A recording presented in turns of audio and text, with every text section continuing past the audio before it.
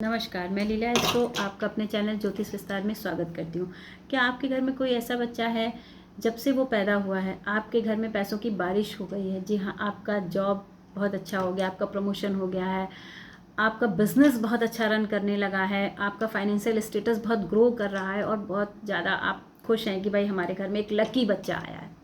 जी हाँ, ऐसे बच्चों का जन्म हो जाता है। लेकिन सावधान, अगर इन बच्चों के चार्ट में कोई ऐसा योग हुआ जो बाद में आपकी पद प्रतिष्ठा को भी खराब करेगा और बच्चे का जीवन भी खराब करेगा। जी हाँ, ऐसे योग होते हैं। उनमें से एक योग होता है जेल योग।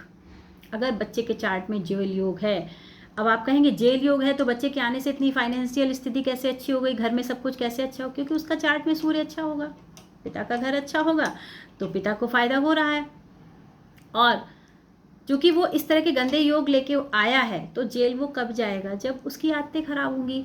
वो इस तरह के काम करेगा कि कुछ ऐसे काम अलग हट के करेगा जिसकी वजह से उसको जेल जाना पड़ेगा। तो जब आपके पास फाइनेंस आपका अच्छा होगा, उस बच्चे के आने से चीज़ें अच्छी होंगी, तभी तो आप उसको बहुत रिलीफ करेंगे ना जीवन में। आप उसको अच्छे से अच्छा रहन सहन देंगे, अच्छी से अच्छी जीवन शैली देंगे, अच्छे से अच्छा पढ़ाने की कोशिश करेंगे। लेकिन जब बच्चों को बहुत अच्छा सब कुछ मिल जाता है ना तो बच्चे उसका दुरुपयोग ही करते हैं, मोस्टली दुरुपयोग करते हैं। बहुत कम ऐसा होता है कि बच्चे कुछ अच्छा कर ले जाएं, उनको सेटल आपको ही करना पड़ता है बाद में। तो इस तरह की स्थितियां हो जाती हैं। तो अगर आपके बच्चे के आने से आपका फाइनेंशियल स्टेटस बहुत अच्छा हो गया, लेकिन बच्चे के चार्ट में अगर इस तरह का कोई योग है तो वो शुरू से ही दिखने लगता है। बच्चा जो जैसे 5 साल से ऊपर जाता है, 5 साल तक तो आपको कुछ नहीं लगेगा, जैसे ही बच्चा 5+ जाएगा, बच्चे की एक्टिविटीज से पता चलने लगता है कि बच्चा कुछ अलग हट के जा रहा है। बच्चा पढ़ेगा नहीं, बच्चा आपकी बात सुनेगा नहीं, और बच्चा दिन पे दिन उग्र होता चला जाएगा। इतना उग्र बच्चा हो जाता है कि 10 साल के बच्चे को आप ही सोचते हो हम इसको कैसे डील करें। जी हाँ, मैंने ये चीज़ें देखी हैं, एक्सपीरियंस किया है। प्लस मेरे पास लोग आते हैं जिनके 15-15 साल के बच्चे जो हैं, खासकर बॉयज़ को वो संभाल नहीं पाते हैं। वो ये कहते हैं कि समझ नहीं आता है कि 15 साल का बच्चा है कि क्या है, क्योंकि उनके चार्ट में इस तरह के योग हैं।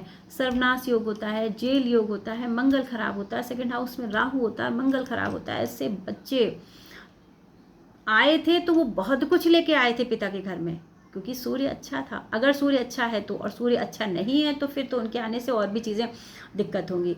तो लेकिन वो दिन पे दिन आपकी प्रतिष्ठा को जो है ठेस पहुंचाते चले जाएंगे, आपकी प्रतिष्ठा डाउन करते चले जाएंगे। और ये जेल योग होता क्या है?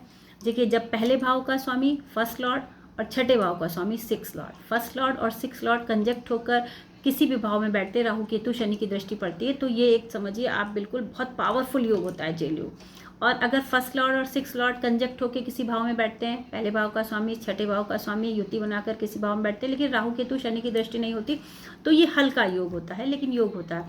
अब जैसे मैंने आपको सर्वनाश योग बताया था, फर्स्ट लॉर्ड और एट्थ लॉर्ड कंजक्ट होकर किसी भाव में बैठे, राहु केतु शनि की दृष्टि पड़ गई। कभी कभी क्या होता है कि जेल योग और सर्वनाश योग एक साथ होते हैं। जी हाँ, first Lord, six Lord plus eighth Lord एक ही भाव में बैठ जाते हैं और राहु केतु शनि की दृष्टि पड़ जाती है। इतने भयानक योग भी होते हैं। तो इसीलिए मैं कहती हूँ कि जब बच्चे पैदा होते हैं, जिस तरह से नगर निगम से सर्टिफिकेट बनवाया जाता है, इसी तरह से किसी अच्छे एस्ट्रोलॉजर से मिलकर आप उसका वैदिक सर्टिफिकेट भी बनवा लीजिए और उसके बारे में पता कर लीजिए। क्योंकि कुछ ना कुछ प्रारब्ध आपका भी खराब है, क्योंकि बच्चा आपका है, बच्चे का प्रारब्ध तो है ही खराब, उसके लिए प्रायश्चित करना ही पड़ेगा। प्रायश्चित नहीं करेंगे तो जन्म जन्मांतर के लिए चीज़ें खत्म हो जाएंगी, खराब हो जाएंगी। तो अब आप कहें मैं कोई रेमेडी बता दूं, तो इस तरह से कोई पर्टिकुलर रेमेडी नहीं बताई जा सकती है। क्योंकि क्या होता है ना कि भाई ग्रह, ये एक आपका जो 12 भाव 12 राशि जो है, 12 भाव 12 राशि और जो 9 ग्रह है, ये एक सागर है। इस सागर से निकाल के आप एक कोई पर्टिकुलर चीज़ बिना देखे नहीं बता सकते किसी को, इसलिए आपको अपना चार्ट, अपने बच्चे का चार्ट दिखाना ही पड़ेगा।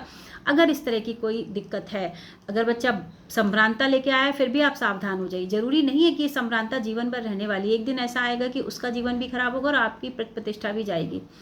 तो जब तक बच्चा छोटा है आप कीजिए, जब बच्चा बड़ा हो जाएगा तो बच्चा करेगा प्रायश्चित, रेमेडीज़ के रूप में प्रायश्चित करेगा तो 15 साल 20 साल की उम्र तक आते आते बच्चा जो है वो सेटल भी होगा और चीज़ें काफ़ी हद तक सही भी होंगी।